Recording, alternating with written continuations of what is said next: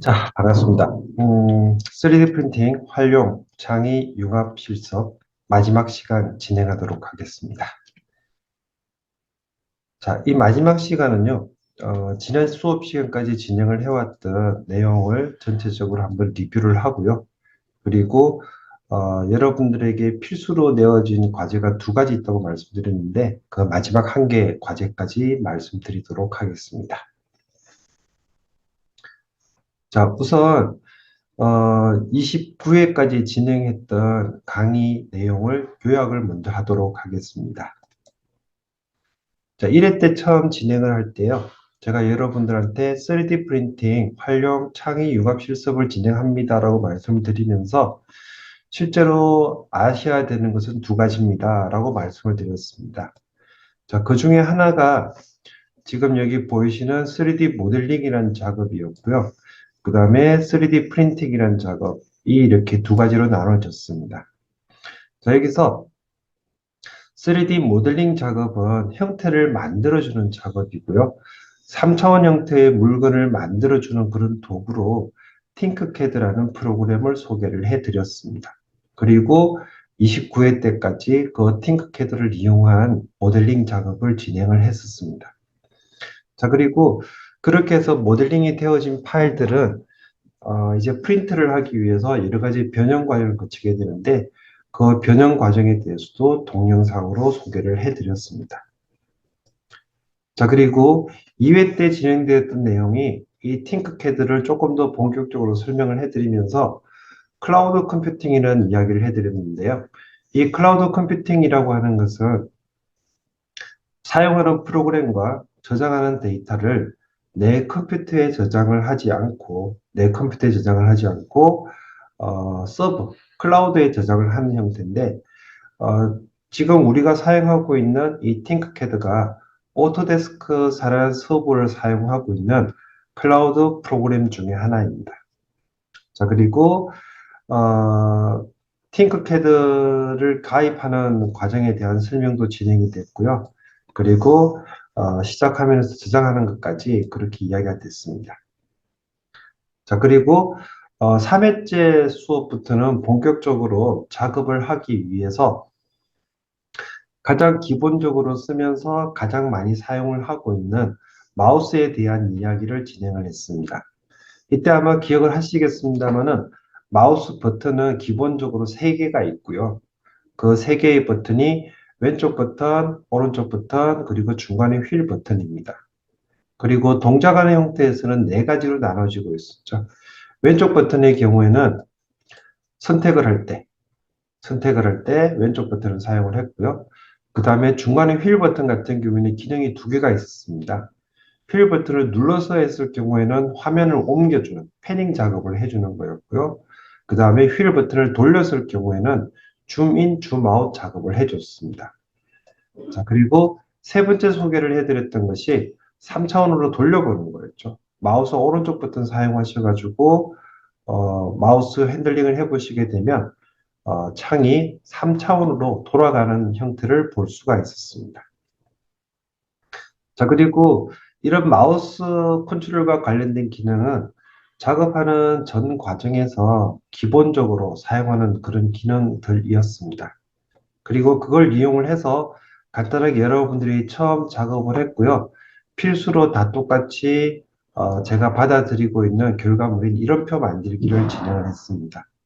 이미 공개 톡방에서 알려드린 것처럼 이렇게 이름표를 만들고 3D 프린트한 결과물들도 계속해서 공유를 했었습니다. 자, 그리고 3회 때 만들었던 이름표의 형태인데요. 여기에서 지금 기본적으로 상자라는 형태를 사용을 해가지고 그 상자의 뚫개를 아주 얇게 만들어서 판 형태로 만들었었고요.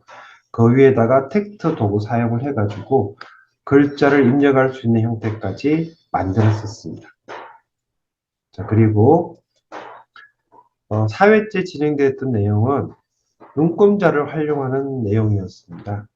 이 눈금자는 팅크캐드 모델링 과정에서 모델링하게 되는 그 객체의 쉐이프의 크기, 그 다음에 그 쉐이프의 크기를 변경하는 것, 그리고 위치, 그리고 X축, Y축, Z축 기준으로 해가지고 옮기고 싶을 때 변경할 수 있는 것이 이 눈금자를 활용을 하면 된다라고 말씀을 드렸습니다. 그래서 계속적으로 똑같은 사이즈의 같은 형태의 결과물을 만들기 위한 목적으로 해서 눈금자 도구를 자주 활용을 했던 것으로 기억을 합니다.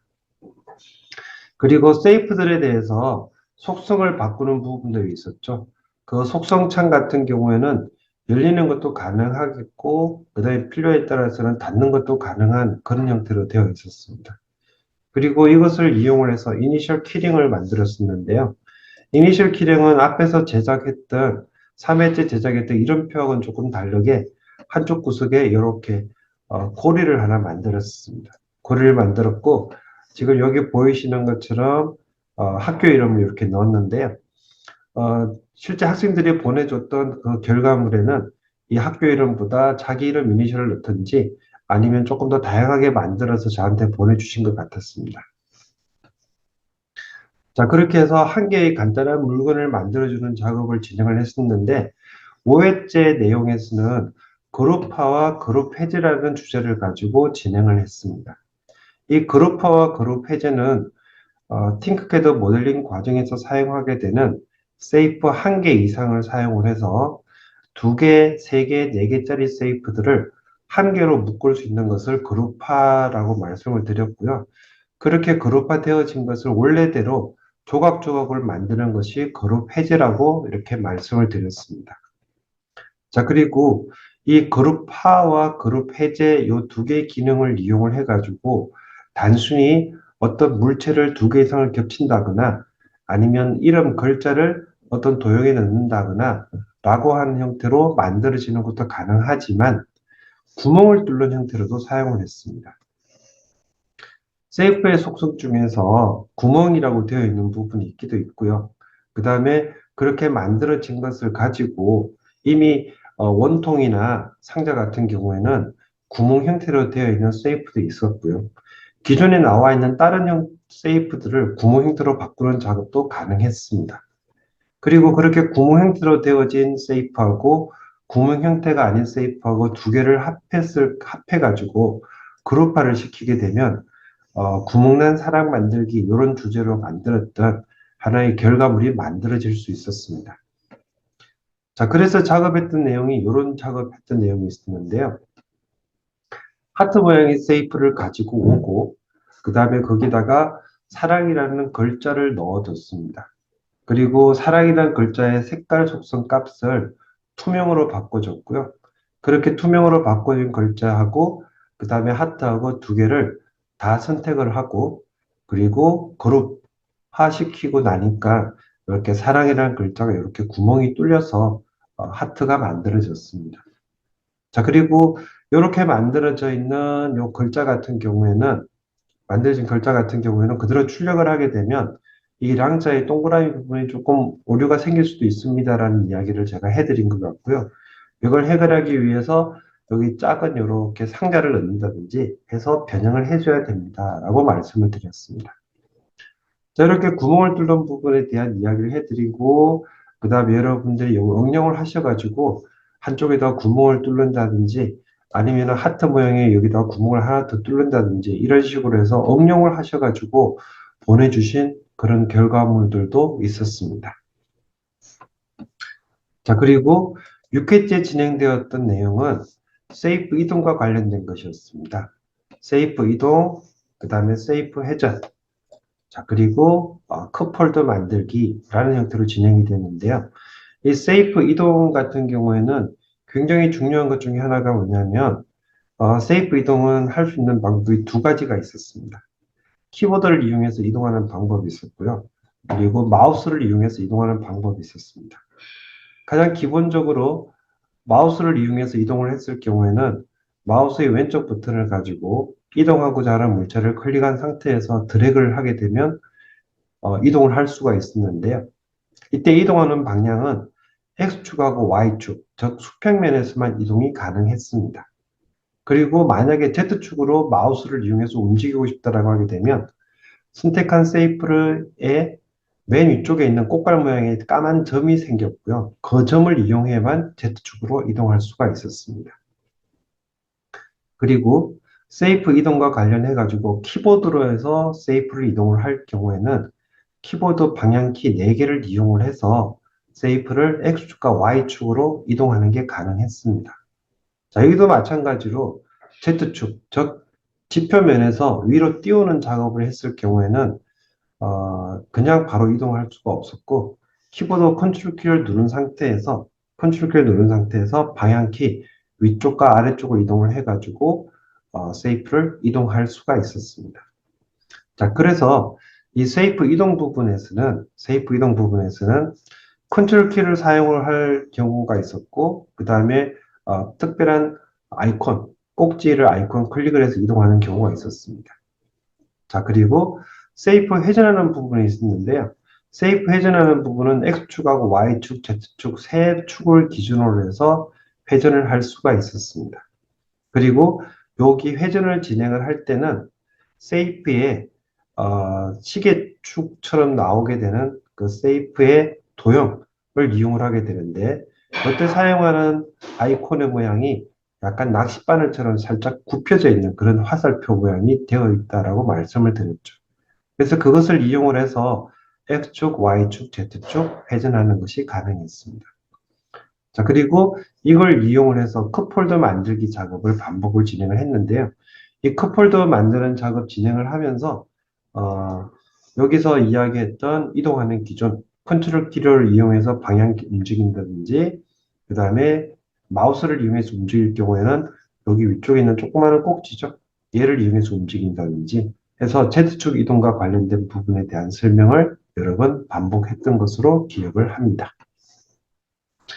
자, 그리고 7회째 이야기할 때는 세이프 복사, 그리고 세이프 복제 두 가지를 가지고 이야기를 했습니다. 일단 복사와 복제는 큰 차이가 있었죠. 복사는 선택한 세이프를 그대로 똑같이 보여주는 그런 형태였다 그러면 복제라고 하는 것은 똑같은 형태가 만들어지는데 이동하는 거리, 이동하는 각도까지도 같이 복제를 해줍니다. 그래서 복사를 했을 경우에는 우리가 사용하고 있는 일반적인 키보드의 키처럼 컨트롤 C와 컨트롤 V 키 사용을 해서 복사하는 게 가능했습니다. 그렇게 복사했을 경우에는 바로 옆자리에, 바로 옆에 반튼 정도, 원래의 세이프의 반튼 정도 거리에 새로운 세이프가 또 나오게 되는 그런 형태로 복사가 되었습니다. 자, 그런데 반면 이 복제라는 기능은 컨트롤 D 키를 이용을 하거나 아니면 화면 왼쪽 상단 부분에 있는 인터페이스에서 복제라는 기능을 선택을 해서 작업을 할 수가 있었습니다. 자, 이 복제라는 기능을 사용을 하실 때는 이동하는 거리까지 같이 복제를 할 수 있다고 말씀드렸고요. 한번 컨트롤 D 눌러가지고 이동하는 거리를 넣어주고 나면 그 다음부터 컨트롤 D를 계속 누르게 되면 계속 복사해서 나왔었죠. 그래서 연습으로 만들었던 예제 중에 하나가 뭐냐면 하트 뿅뿅 연필통이라는 작업을 했었습니다. 하트 뿅뿅 연필통 같은 경우에는 원통으로 만들어 놓은 연필통에다가 하트 모양의 구멍을 뚫어주는 거였는데 이 하트 모양의 구멍을 뚫어주는 이 투명 형태의 하트 기둥 자체를 복제를 해서 만들었던 거죠. 복제를 해서 회전시켜주고 회전시켜준 것을 또 복제를 해서 위로 올려주고 이렇게 해서 여러 개를 복제된 상태에서 사용이 되었습니다. 자, 그리고 8회째 진행되었던 내용은 정렬이라는 기능을 알려드리기 위해서 진행을 했습니다. 이 정렬이라는 기능은 X축 기준으로 해서 중간 X축 것, X축 반대쪽 것, 그 Y축, Z축도 각각 마찬가지로 세 점을 가지고 개체들을 정렬할 수 있도록 그렇게 기능이 만들어졌습니다. 이 정렬 기능을 이용을 하시게 되면 세이프들의 위치를 정밀하게 조절하지 않고 자동으로 위치를 맞출 수 있는 방법들이 있다라고 말씀을 드렸고요. 이 정렬 기능을 이용을 해서 여러분들이 실습 직접 해서 만들어 놓으신 게 비행기 폰 거치대 만들기였습니다. 이 비행기 폰 같은 경우에도 단톡방에 만들어진 친구들의 사진을 공개를 했는데요. 비행기를 거치하기 위한 목적으로 해서 비행기 날개 모양, 그리고 비행기 몸체 모양을 만들고, 그 다음에 가상의 핸드폰을 꽂았다 생각을 하고 위치를 잡아서 만들었습니다. 자, 이렇게 만들어져 있는 기능들을 이용을 해서 핸드폰 거치대를 만들 수가 있었고요. 이 상태에서 여러분들은 비행기의 옆면 또는 윗면에다가 또 다른 형태의 세이프를 이용을 해서 구멍을 뚫거나 글자를 넣거나 해서 저한테 보내주시고 제가 출력을 해드렸습니다. 자, 9회째 진행되었던 내용은 작업평면 도구라는 것을 활용을 했습니다. 이 작업평면 도구는 제가 설명을 드리면서 위상이라는 단어를 사용을 한 적이 있는데요. 세이프의 특정 면을 기준으로 해서 그 특정 면을 기준된 그 세이프 면에다가 도형을 그리고 싶을 때 작업하는 것이다 라고 말씀을 드렸습니다. 그리고 계속해서 진행되었던 20회, 21회 쭉 진행되었던 그 강의 내용에 보시게 되면 특정 면 위에서 뭔가를 작업해야 될 일들이 많이 있었습니다. 그때마다 사용했던 도구가 작업평면 도구였고요. 이 작업평면 도구는 하늘색으로 되어 있는 가장 기본적인 바탕면에서 조금 더 위쪽 면에다가 뭔가 작업을 해야 되는데, 또는 기울어진 면에 작업을 해야 되는데, 그 기울어진 면에 작업하기 위해서 도움을 주는 도구다라고 보시면 되겠습니다. 그리고 이 작업평면 도구를 이용을 해서 폰 거치대 만들기를 작업을 했는데요. 다수의 학생들이 이 폰 거치대 만들어서 보내주셨더라고요. 한 개당 출력하는 시간이 대충 한 13시간 정도 진행이 되었던 걸로 생각을 하는데, 이 폰 거치대에서 그냥 지금 보시는 것처럼 밋밋하게 폰 거치대 만든 친구는 누구 건지 구분도 안 되기 때문에 출력 대상에서 제외를 한 상태였고요. 여기에서 뭔가를 더 추가를 했는데, 약간 너무 얇게 스포트가 들어가 있다거나 했을 경우에는 조금 출력이 좀 곤란한 부분이 있었습니다. 자, 그리고 요거 작업을 하실 때요. 주로 작업했던 것은 상자 1개, 상자 2개, 상자 3개, 상자 4개만 가지고 작업을 했지만, 요거 작업하실 때 맨 첫 번째 상자 밑에 깔고 난 다음에 그 위에 상자 넣을 때 작업 평면 도구를 사용을 했기 때문에 굳이 두 번째 상자에 대해서 높이 값에 대한 고민을 하지 않아도 될 그런 형태였죠. 그래서 두 번째 상자, 세 번째 상자, 네 번째 상자 다 똑같이 작업 평면을 사용을 했기 때문에 굳이 몇 미리 높이에서 상자를 갖다 놓는다라는 그런 개념 없이 쉽게 작업할 수가 있었습니다. 자, 그리고 요거 작업할 때도요, 8회 때 이야기했던 정렬 도구도 같이 활용을 했었습니다. 자, 그리고 10회 때 진행되었던 내용은 실험실 안전교육과 관련된 내용이었습니다.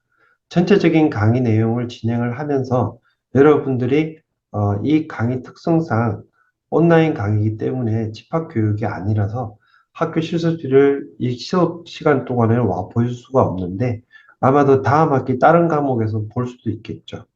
어쨌든 이 실험실이라고 하는 부분은 새로운 도구를 사용하기도 하고요. 그 다음에 전기를 사용하기도 하고요. 그 다음에 필라멘트와 같은 소재를 사용하기도 합니다.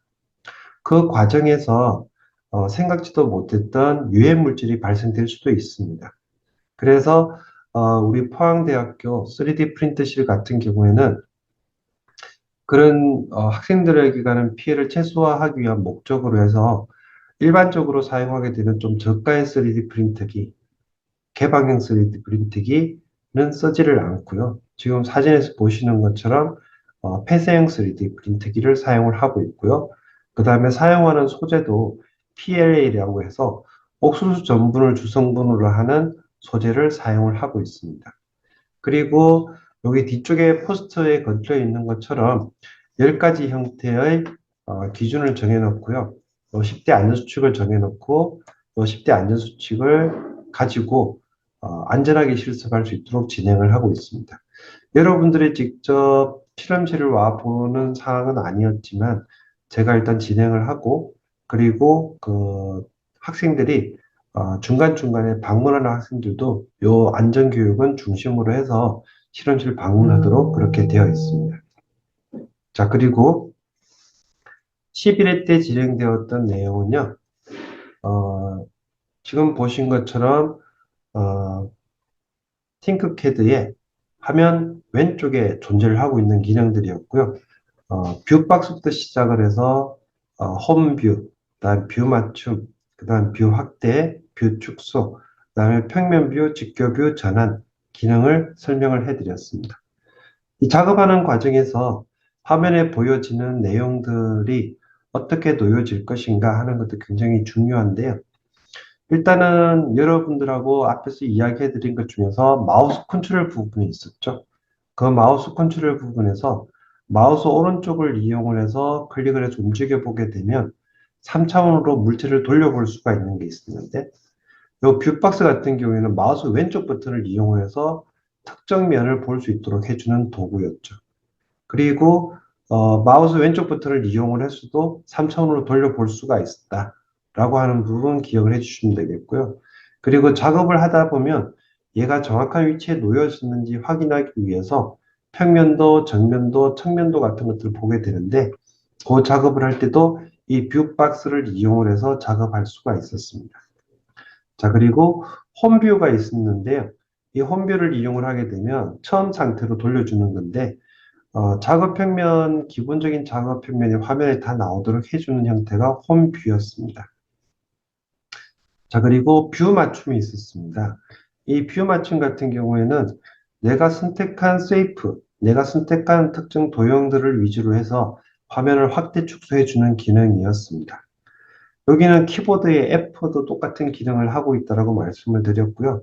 마우스 왼쪽 버튼을 사용을 해서 쉐이프를 선택하고 난 다음에 뷰 맞춤 버튼을 누르거나 아니면 키보드 F를 누르게 되면 그 특정 부분만 확대해서 볼 수가 있었습니다. 그리고 뷰 확대와 뷰 축소가 있었는데요. 이 뷰 확대와 뷰 축소 같은 경우에는 휠 버튼을 돌리는 줌인 줌아웃과 똑같은 기능이다라고 말씀을 드렸습니다. 자, 그래서 이 뷰 확대와 뷰 축소 같은 경우에는 더하기 버튼과 빼기 버튼을 누르는 경우보다는 마우스 휠 버튼을 돌려서 보는 게 조금 더 편한 부분들이 있었습니다. 자, 그리고 뷰 부분에서 마지막으로 평면뷰와 직교뷰가 있었는데요. 이 평면뷰와 직교뷰 같은 경우에는 원건감이라고 얘기를 하죠. 어떤 물체를 위에서 딱 봤을 때 원건의 어떤 자연적인 현상으로 인해서 만약에 예를 들어서 원 기둥이 있다라고 하게 되면 원 기둥의 옆면이 보이게 되는데 그 옆면이 아닌 수평면만 보게 하고 싶다라고 할 경우에 평면뷰와 직교뷰로 전환할 수가 있었습니다. 정밀하게 어떤 개체를 세이프를 갖다 놓고 옮기거나 하는 작업을 하기에 아주 편한 형태였고요. 이 작업을 하기 위해서 사용했던 기능들이 주로 이제 도형을 여러 개 갖다 얹거나 아니면 결합을 시키거나 할 때 정밀하게 보기 위한 목적으로 해서 평면뷰와 직교뷰를 사용을 했습니다. 어쨌든 이런 다양한 기능들을 이용해서 보기와 관련된 기능들을 진행을 했었습니다. 자, 그리고 이론적인 부분으로 해서 3D 프린트의 주요 부품에 대한 이야기를 했습니다. 일단 우리가 사용하고 있는 3D 프린터를 개방해 놓은 상태의 사진이 되겠고요. 이 상태에서 일단 여기 지금 그림에서 오른쪽 하단 부분이 필라멘트 카트리지가 들어가는 공간입니다. 이 공간에 1kg짜리 필라멘트 옥수수 전분으로 만들어둔 PLA 소재만 저희가 사용한다고 말씀드렸는데요. 그 PLA 소재가 들어가 있는 필라멘트 카트리지를 넣게 되면 이 카트리지는 출력 신호를 주게 되면 지금 여기 보이시는 흰색 파이프를 통해서 필라멘트가 이렇게 이송이 됩니다.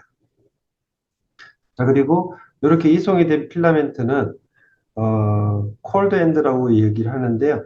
여기 끝부분까지 일단 밀려 들어가고 난 다음에 지금 여기 이렇게 까맣게 노란색 라벨이 붙어져 있는 이 까만 뭉치인 익스트루드라고 불려지기도 하는데요. 노즐 뭉치로 필라멘트가 밀려서 들어가게 됩니다. 그리고 이 노즐 뭉치에서는 온도가 200도 정도, 핫엔드라고 얘기를 하는데요.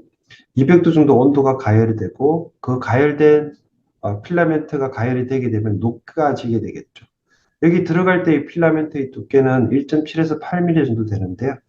그렇게 두께의 필라멘트가 밀려서 들어가서 핫엔드 뜨겁게 데워지는 200도 정도 가열되게 되는 그 노즐 끝부분까지 밀려 들어가면서 녹여져 가지고 노즐 끝부분 노즐 팁에서는 0.4mm 두께로서 필라멘트가 녹아서 밖으로 분출이 됩니다. 이렇게 해서 밖으로 내비려낸다라고 해서 익스트루드라고 불려지기도 하는데요. 그렇게 분출되어진 것은 지금 여기 보이시는 파란색 형태로 되어 있는 베드라는 곳에 떨어지게 됩니다. 그리고 이 베드라는 곳에 떨어지면서 플라스틱이 바로 식게 되면은 뒤에 떨어지는 플라스틱하고 잘 붙지가 않을 수도 있거든요. 그래서 바로 식지 않게 하기 위해서 여기도 60도 정도 온도를 유지해주는 핫베드라고 얘기를 하죠. 예, 온도를 직접 가열해주는 60도 정도 온도를 가열하고 있는 베드를 이용을 하게 됩니다. 그리고 이 베드 위에다가 0.4mm 두께로 해서 필라멘트가 녹아서 떨어진다고 말씀을 드렸잖아요. 그래서 떨어져 있는 그 필라멘트가 이렇게 쌓인다라고 해서 적청식이다라고 소개를 해드렸습니다. 그래서 그것을 다른 말로는 FDM 방식이다라고 말씀을 드렸고요. 어쨌든 우리가 사용하고 있는 3D 프린트 장비는 1.7에서 8mm짜리 필라멘트가 들어가서 노즐이라는 곳을 통해 가지고 0.4mm 두께로 녹여지게 되고요. 녹여진 것이 이 베드라는 곳에 핫베드입니다. 베드라는 곳에 0.4mm 두께로 쌓여가면서 물체가 만들어지게 되는 적청식 구조를 가지고 작업을 하고 있습니다. 자, 그리고 여기까지 하게 되면 일단은 그 3D 프린터 장비, 그 다음에 3D 프린터와 관련된 장비 운영하기 위한 어, 안전교육, 그리고 요 3D 프린터에 출력을 하기 위한 모델링 작업의 기본적인 기능들은 거의 다 마무리가 됐습니다. 그래서 요 기능들을 다 이용을 해서 모델링과 관련된 기능들을 이용을 해서 이런저런 이야기를 해드리면서 도장 형태로 만들어주는 어, 형태를 작업을 했었죠. 자, 그리고 14회 때에는 이제 조금 더 기능을 늘려서 이제는 출력을 해서 한 개로 사용하는 것이 아니라 출력을 해서 두 개 이상을 연결해주는 기능을 가지고 있는 블록 형태의 결과물을 만들었습니다. 이 블록 형태의 결과물을 만들면서 여기 지금 같은 경우에는 사자라는 글자가 들어가 있는 블록이 하나 있고 랑자라는 글자가 들어가 있는 블록이 하나 있는데 이 사자라는 글자를 랑자에 끼우기 위해서 랑자라는 글자에는 끼워줄 수 있는 공간을 만들어줬고요. 그 다음에 사자라는 블록에는 끼울 수 있는 구조물을 만들어줬습니다. 그래서 실제로 출력을 할 때는 이렇게 출력을 해야 됩니다. 우리가 원하는 것은 사자가 위에 올라가고 랑자에 꼽히는 형태였는데 모델링은 그렇게 했지만 우리가 지금 하고자 하는 것은 3D 프린트로 출력을 하기 위한 목적이잖아요. 그래서 그 목적에 맞게 얘를 출력을 할 때는 이렇게 모델링을 해야 됩니다. 라고 말씀을 드렸습니다. 근데 만약에 이렇게 모델링을 하지 않을 경우에는 이 구멍 부분이나 여기 채워지는 이쪽 안쪽 부분에 스포트라는 게 쌓일 수 있습니다. 라고 말씀을 드렸어요. 자, 그래서 이어서 15회 때 진행되었던 내용이 이 내용이었습니다.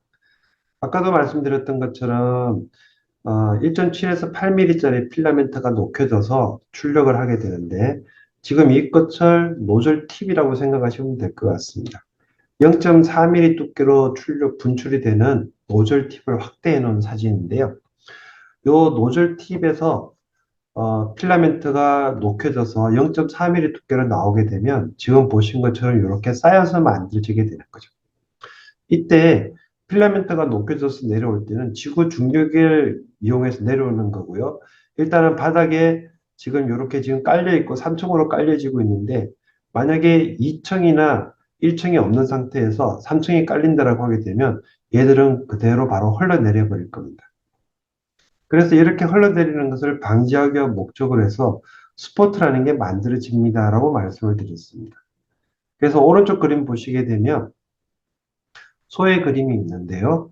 이 소의 그림 중에서 꼬리 아랫부분, 그 다음에 몸뚱아리 아랫부분, 그리고 얼굴 아랫부분이나 귀 아랫부분 보시게 되면 소의 형상이 아닌 다른 형태의 플라스틱이 필라멘트가 녹여져서 쌓여 있는 게 보일 겁니다. 만약에 지금 꼬리 부분에서 지금 여기 들어와 있는 이 플라스틱 부분, 스포트라고 얘기를 하는데요. 이 스포트가 없었다라고 하게 되면 이 꼬리 부분은 이렇게 공중상에다가 만들어지는 게 아니라 그냥 다 없어져 버릴 수도 있을 겁니다. 자, 그나마도 다행인 것이 스포트가 있음으로 인해서 스포트 위에다가 구조물을 이렇게 만들어주게 되는 거죠. 자, 그래서 15회 때는 스포트가 필요한 이유, 스포트의 중요성에 대한 이야기들을 진행을 했습니다. 그리고 이렇게 15회에서 스포트에 대한 이야기를 하고 난 다음에 16회 때 지붕 위에다가 지붕 형태로 만들어져 있는 삼각 기둥이죠. 누워있는 삼각 기둥에다가 이름표를 만드는 작업을 진행을 했었는데 일단 이때는 삼각 지붕 형태의 세이프를 가지고 오고요. 그 다음에 이 세이프에서 크기를 조절하기 위한 목적으로 해서 눈금자 도구를 사용을 했고요. 눈금자 도구를 사용을 해서 세이프의 크기 100mm, 30mm, 20mm를 하고 난 다음에 기울어진 면에다가 이런 그 다음에 3D 프린트실 글자를 넣기 위해서 작업 평면 도구라는 것을 사용을 해서 이미 작업 평면을 만들어 줬습니다. 자, 그리고 여기 보시게 되면은 투명하게 기둥을 넣었던 부분이 있었는데 이 투명한 기둥을 넣었던 부분은 구멍을 뚫기 위한 목적이었죠. 일단은 기능적인 면에서는 열쇠고리니까 여기다가 철제고리나 줄고리를 넣을 수 있는 목적으로 만들었는데 실제 프린트를 하게 되면 요 아랫부분이 구멍으로 뚫려지는 부분이기 때문에 여기에 스포트라는 게 채워집니다. 라는 설명을 해드렸습니다. 자, 그리고 17회 때 진행되었던 내용이 이제 조금 더 복잡하게 되는 도형 형태로 진행이 됐습니다. 요 17회 때 진행되었던 내용은 상자가 있고요. 그 다음에 그 상자 안쪽에다가 굴을 하나 넣어줬습니다. 이 굴은 처음에 들어갔던 굴은 여기를 구멍을 뚫기 위해서 홀을 만들기 위한 목적의 굴을 사용을 했고요. 그 다음에 이 홀을 만들기 위해 사용한 이 구에다가 이제 이 기둥을 받기 위한 또 조금 더 작은 굴을 넣어줬죠. 그리고 그 기둥 위에다가, 구 위에다가 기둥을 봐가지고 박아진 기둥에다가 하트 모양의 도형을 하나 이렇게 갖다 올려주는 작업을 진행을 했었습니다. 이게 여기에 특징이 있다 그러면 기존의 출력물들은 그냥 출력하면 그대로 움직이지 않는 변화가 없는 그 형태를 유지하는 형태였다 그러면 17회 때부터 나왔던 구조물은 변화를 줄 수가 있었죠. 회전을 할 수가 있었습니다.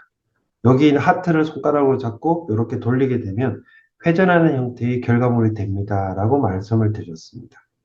그리고 똑같이 출력을 진행도 하게 됐고요. 자, 그리고 요걸 조금 더 응용을 해가지고 18회 때는요, 세이프들 중에서도 팅크캐드에서 제공해주는 세이프들이 있습니다. 팅크캐드 제공해주는 세이프들이 있었고, 그 세이프들을 이용해서 사람 머리 모양을 가지고 왔고요. 그 사람 머리 모양 세이프를 기존에 작업했던 그 반복을 하면서 머리 모양을 추가로 해서 만들어 줬었습니다. 자, 그리고 요때 할 때는 조금 더 다르게 했던 것 중에 하나가 상자를 가지고 와서 이 모서리 부분을 둥글게 처리해주는 작업을 진행을 했는데요.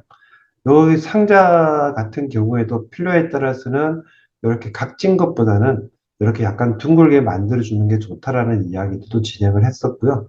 이 상자 세이프의 속성에서 둥글게 해주는 부분을 작업을 했었습니다.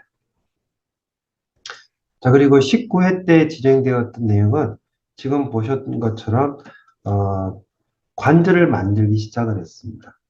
19회 때 진행되었던 관절 같은 경우에는 우선 여기 그 한 개를 먼저 만들었었죠. 상자 안쪽에다가 구멍을 뚫고 앞쪽에서 구멍을 뚫고 앞쪽에서 구멍을 뚫었고요. 위쪽에도 구멍을 뚫었고요. 그 다음에 그 상자에 들어갈 수 있도록 기둥을 위에서 하나 박아주고 또 앞쪽에서 하나 박아주고 그리고 이렇게 해서 만들어져 있는 한 개의 관절을 만들고 이 한 개의 관절을 복사를 해서 두 개, 세 개, 네 개를 이렇게 붙였었습니다. 그리고 이렇게 붙여져 있는 관절을 약간 응용했던 부분이 도마뱀 형태를 만들어줬던 형태였죠. 여기에서 일단 사이즈를 바꾸기 위해서 어, 앞에서 만들었던 관절 자체를 아예 줄여버리는 그런 경우도 있었는데 제가 아마 여러분들하고 작업했을 때는 바로 줄이지 않았고요. 여기 상자 부분을 작게 만들어줬던 거죠. 이렇게 조금 더 작게 만들어주고, 그렇게 만들어주고 난 다음에 관절 만드는 과정은 똑같이 작업을 해줬었습니다. 자, 일단 여기서 중요한 부분 중에 하나가 좀 작다고 해서 관절하고 다 같이 줄여도 되기는 됩니다. 줄여도 되긴 되는데 이 관절 부분이 워낙 2mm, 3mm 이렇게 약하게 되어 있기 때문에 더 줄여버리게 되면 출력하고 난 다음에 스포트 제거하는 과정에서 부러질 가능성도 있기 때문에 일단 외형만 줄여주고 안쪽에 들어가는 관절은 똑같이 디자인한다라고 말씀을 드렸었습니다. 자, 그리고 21회 때 진행되었던 내용이 지금 여기 보시는 것처럼 본격적으로 이제 접혀지는 관절에 대한 작업을 진행을 했었습니다. 이 접혀지는 관절 같은 경우에는 상자를 2개를 먼저 사용을 하고 있고요. 그 다음에 그 상자 안쪽에 원 형태의 관절 부분을 받쳐주기 위한 상자도 있고요. 그 다음에 요 원 형태도 3개가 들어가 있었죠. 3개가 들어가 있었고요. 그리고 안쪽을 이어주는 원 기둥도 또 있었고요. 그래서 일단 결론은 여기가 접히고 펴고 하는 그런 기능을 가질 수가 있었습니다. 이걸 뭐 임의의 이름으로 해서 무릎 관절이다라고 말씀을 드렸고요. 그래서 앞에 20회, 21회 진행했던 이 관절들을 이용을 해서 22회 때 진행되었던 내용이 이런 형태의 로봇을 또 한번 만들어 봤습니다. 일단은 뭐 무릎 관절, 접히는 관절을 이용해서 팔 부분을 구성을 했고요. 그리고 다리 부분도 구성을 했습니다. 그리고 회전하는 관절을 이용을 해서 목 관절을 이용을 했었습니다. 그리고 이걸 적절히 조립을 하면서 기존에 제공해주는 세이프 중에서 얼굴 형태의 세이프, 그 다음에 손 형태의 세이프, 그리고 발 형태의 세이프를 그대로 가지고 와서 활용을 했습니다. 자, 그리고 이 손 형태의 세이프 사용을 하면서 혹시 기억할지 모르겠습니다만은 여러분들의 화면 오른쪽 상단 부분에 있는 대칭이라는 게 있었습니다. 이 대칭이라는 도구를 또 사용을 해 봤습니다. 이 대칭이라는 도구는 X축, Y축, Z축 세 축 중에 어느 한쪽 축 형태들에서 완전히 뒤집어주는 그런 역할을 하고 있었죠. 자, 이걸 이용을 해서 반대쪽의 모양의 손도 만들 수 있다라고 하는 부분까지 같이 진행이 됐었습니다. 자, 그리고 23회 때 진행되었던 형태는 똑같은 관절의 형태였는데요. 이 관절을 밀고 당기고 할 수 있는, 늘릴 수 있는 그런 형태의 관절을 만들었습니다. 관절을 이용해서 로봇의 다리를 더 추가해서 다리를 늘려주는 형태, 가제트 팔처럼 늘려주는 형태로 만들 수 있습니다라고 해서 간단히 작업을 하긴 했는데요. 이것도 이제 활용을 하실 때는 움직이는 관절을 고려하셔가지고 바깥쪽에 대해서 어떻게 연결할 것인지를 고려를 해주시면 될 것 같습니다. 자, 그리고 접히는 관절을 이용을 해가지고 지금 보시는 것처럼 문어 모양을 그림을 만들었습니다. 이 문어 모양 같은 경우에도 관절을 1개 이상을 일단 2개를 만들어서 정렬을 해줬고요. 그리고 팔각형, 도형, 세이프를 가지고 와서 폴리곤인데 이게 기본적으로는 오각형이 되어 있거든요. 오각형이 되어 있는 것을 육각형, 칠각형, 팔각형 이렇게 돌릴 수 있습니다. 여러 가지 형태를 만들 수 있습니다. 보여드렸고 삼각형까지 되고 있었죠. 그렇게 하고 나서 팔각형으로 만들고 다리 8개를 만들어서 연결해 줬고요.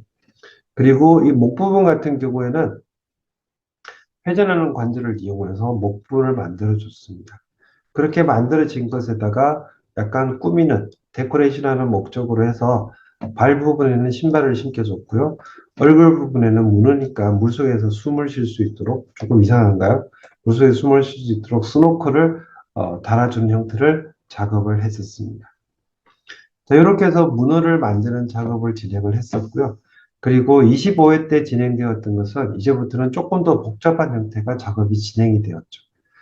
앞에 그 같은 경우에는 그냥 한번 출력해가지고 그냥 출력한 결과를 그대로 활용하는 거였다 그러면 25회 때부터는 조금 더 이제 생각도 많이 해야 되고 어떤 결과물 자체가 나중에 출력 이후에는 졸업한 형태로 만들어졌습니다. 일단 이렇게 작업했을 때 밑에 제일 먼저 기본적으로 만들어졌던 바닥 부분 십자모형으로 만들어졌고요. 그 다음에 기둥이 올라갔었는데 이 기둥하고 바닥 부분까지는 한 개의 쉐이프로 저장이 됐습니다. 그리고 중간에 원 형태의 허브를 만들었는데 이 허브를 이용을 해서 바람 날개를 이렇게 끼울 수 있도록 제작을 했습니다.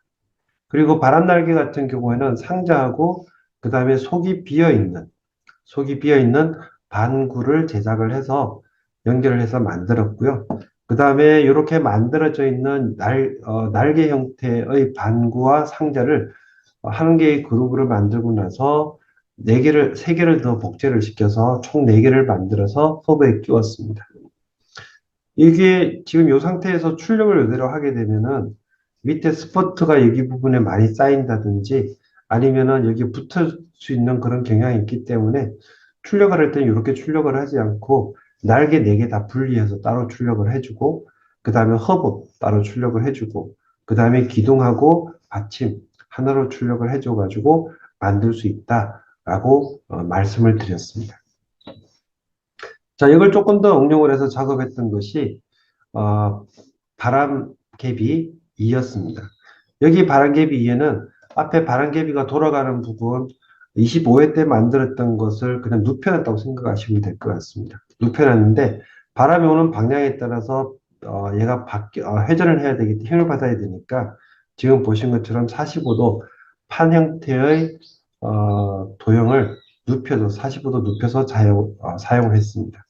그리고 꼬리 부분 날개를 이용해서 불어오는 방향에 따라서 얘가 회전을 할 수 있도록 그렇게 디자인을 했는데 제가 지금 보여드리는 이 샘플보다 여러분이 작업했을 때는 꼬리 날개를 조금 더 크게 제작했던 걸로 그렇게 기억을 합니다. 자, 그리고 이렇게 만들어져 있는 바람개비는 여러분들이 중간중간에 강의 중간중간에 보여드렸던 동영상으로 확인을 하셨을 거라고 생각이 되고요. 그리고 27회 때 진행되었던 내용은 상자를 만드는 내용이었습니다. 이 상자 같은 경우에는 하트, 그 다음에 원통, 별 모양 세 가지 형태의 상자를 먼저 만들어서 제가 샘플을 보여드렸고요. 그리고 이렇게 만들어져 있는 상자를 이용을 해서 똑같은 기능이었습니다만 대상만 다르게 해서 상자를 만들 수가 있었습니다. 그리고 상자의 뚜껑도 만들었었죠. 뚜껑을 만들어서 딱 끼워줄 수 있도록 그렇게 제작을 했습니다. 그리고 요때 여러분들이 기억을 하시겠습니다만은 상자를 하나 만들고 나서 여기 그 만들어진 상자를 파일 복제를 했습니다. 대시보드에서 작업을 했었죠. 대시보드에서 작업을 했었고 그 다음에 그 대시보드에서 작업했던 내용들을 가지고 똑같이 복제를 해가지고 예를 들어서 뭐 선물이라는 글자만 더 새긴다든지 아니면 하트 표시만 더 한다든지 해서 똑같은 내용을 약간만 변형한 또 새로운 결과물을 만들 수가 있었습니다. 자, 팅크캐드에서는 여러분들이 만들었던 그 결과물을 똑같이 작업을 했는데 약간만 뭔가 변형해서 하나 더 작업하고 싶다라고 할 경우에는 대시보드에 저장되어진 것을 복제 기능을 이용해서 작업할 수 있다라고 하는 내용을 말씀을 드렸습니다. 자, 그리고 28회 때 진행되었던 내용은요, 서랍장을 만들었는데, 여기도 서랍장을 만들었습니다만 앞에서 작업했던 파일을 이용을 해서 복제하는 기능에서 그 작업에서 조금 더 복잡하게 상자를 만들어주는 과정이 있었죠. 자, 그리고 이렇게 만들어졌을 때는 상자 만드는 게 중요한 게 아니라 사실은 파일 공개하는 게 중요한 거다라고 말씀을 드렸습니다. 팅크캐드라는 곳이 클라우드 컴퓨팅이라고 말씀을 드렸고요. 그리고 팅크캐드에서 만들어져 있는 다른 파일들을 내가 가지고 와서 사용할 수도 있다라고 말씀을 드렸습니다. 그래서 팅크캐드의 오른쪽 상단 부분에 있는 돋보기를 클릭을 해가지고 검색을 하게 되면 검색할 수 있다라고 말씀을 드렸는데 여러분들의 정보를 검색할 수도 있습니다. 그렇게 검색되기 위해서는 특성에서 내 파일을 공개하겠습니다라고 해서 공개 설정을 해주시면 가능하다라고 말씀을 드렸습니다. 자, 그리고 이렇게 해서 공개되어진 것들은 내 것도 공개할 수 있지만 이미 다른 사람이 공개해 놓은 것도 가지고 올 수가 있었습니다. 팅크캐드에서 만약에 제가 여러분들한테 같이 작업했던 것이 글루트라는 이름으로 검색을 해봤는데 내가 궁금한 게 비행기다. 비행기 검색해 보게 되면 다른 사람들이 만들어놨던 결과물들을 공개되어진 것들을 내가 얼마든지 가지고 와서 볼 수가 있죠. 어떻게 보면 이 팅크캐드라는 세상에서 나만이 내가 고생해서 만든 거지만 다른 사람들을 위해서 마음 넓게 이렇게 공개해 줄 수 있는 그런 기능도 있고요. 저도 마찬가지로 포항대학교 정성호라 이름을 검색을 해 보시게 되면 지금까지 작업해왔고 그 다음에 실습해왔던 팅크캐드 자료들을 다 공개를 하고 있으니까 혹시 필요하신 분들은 언제든지 검색하셔가지고 활용을 해 보셔도 좋을 것 같습니다. 자, 팅크캐드 내에서 파일을 공개하고 파일을 주고받을 수 있는 것도 얘기를 했었고요. 그것 이외에도 제가 또 새로운 것을 소개를 해드렸습니다. 일단은 싱기버스라는 사이트를 먼저 소개를 해드렸고요.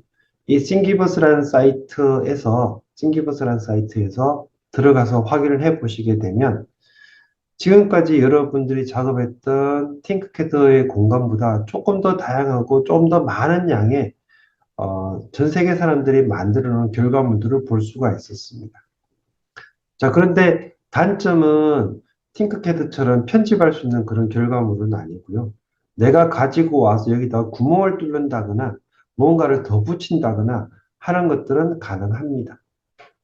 그렇게 해서 가지고 온 파일이 STL이라는 파일을 가지고 올 수가 있었는데 이 STL이라는 파일을 가지고 와서 팅크캐드에서 이렇게 저렇게 뭐 글자를 붙인다거나 아니면 도형을 더 붙인다거나 하는 작업들이 가능하다라고 하는 것을 직접 보여드렸습니다. 그리고 하나 더 외부에서 가져왔던 것 중에 하나가 SVG라는 파일이 있었는데요. 이 SVG라는 것도 여러분들 보여드리기 위해서 29회 때 영상을 보시게 되면은 어, 아이쿠온 모노라는 그런 사이트 접속하는 내용이 있습니다. 거기에 들어가 보시게 되면 흑백으로 만들어져 있는 다양한 자료들을 가지고 올 수가 있었고 그것을 SVG 파일로 가지고 와서 팅크캐드에서 사용할 수 있습니다라고 알려드렸습니다.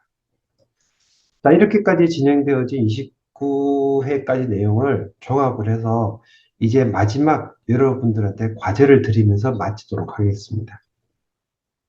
일단은 어떤 목적이라고 할 수 있는 부분이 여러분들의 전공에 이 3D 프린트를 융합을 한번 해봤으면 좋겠습니다. 융합이라는 게 별게 아니고요. 여러분들 작업하시는 3D 프린트 작업에 3D 프린트를 이용해서 뭔가 만들거나 3D 프린트를 만들었던 결과물이 조금 더 편리하게 된다면 융합이 된다고 볼 수가 있을 것 같습니다. 물론 생활에도 마찬가지고요. 그래서 이번 시간에 여러분들에게 마지막으로 내는 필수 과제는요. 지금까지 만들었던 이름표 이외에 무엇을 만들어도 관계가 없겠습니다. 어떤 걸 만들어도 관계가 없겠는데 거기 하나에다가 여러분들의 이름을 꼭 넣은 상태에서 여러분들의 이름을 꼭 넣은 상태에서 뭔가 하나를 그냥 만드시면 돼요. 기존에 했던 컵홀더에서 내가 기능을 조금 더 넣어서 만드셔도 좋을 것 같고요.